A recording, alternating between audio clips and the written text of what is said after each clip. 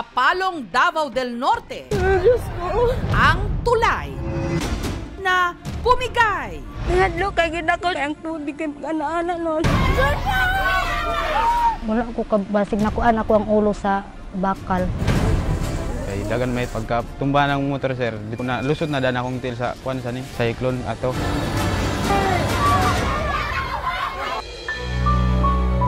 Lalaking 10 beses nang iniwan dahil sa kanyang lumulobong paa. Matulala bitaw sila, usahay di na makontak. Dito na sila mabiya nako. Na-discourage na ko sa akong kinabuhi. Makakahanap pa kaya ng bagong pag-ibig? First yun ako siyang nakitaan, naghakot siya og bus. Ang mukha niya parang artista po.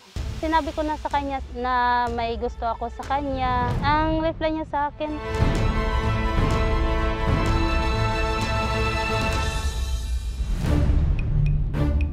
bukal sa Sibuyan Island sa Romblon, may dala raw sumpa. Kapag nainom ng mga lalaki ang tubig mula rito, tumatandang binata. Years na akong single. Siguro mga 40 years na. Ito kakatubig na. Hindi pa kami kanubya.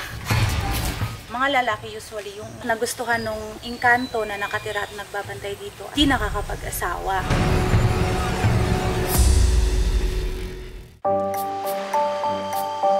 Sa karagatan ng Romblon, may boteng nahanap ng mangingisda na may lamang liham at pera. Pray mo na lang po ako na sana makatapos po ako ng pag-aaral.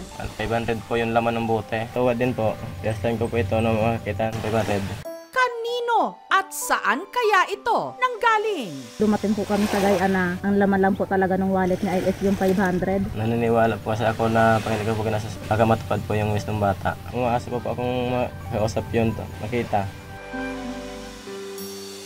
Sir.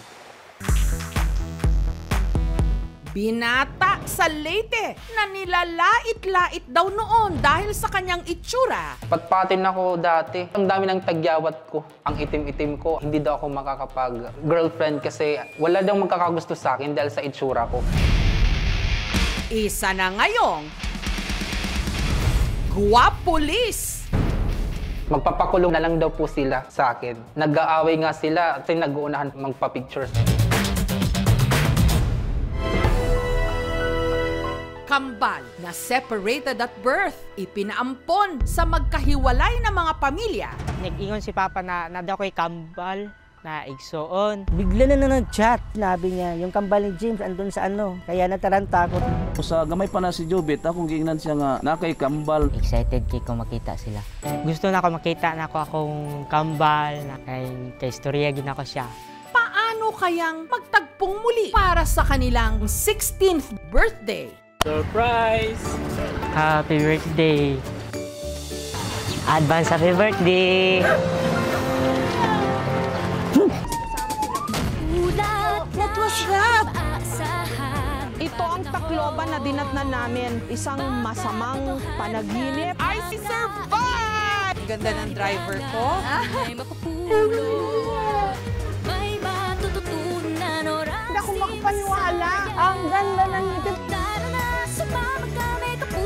Ako po ang inyong kapuso. Pero susunod. Mabuhay from the Philippines!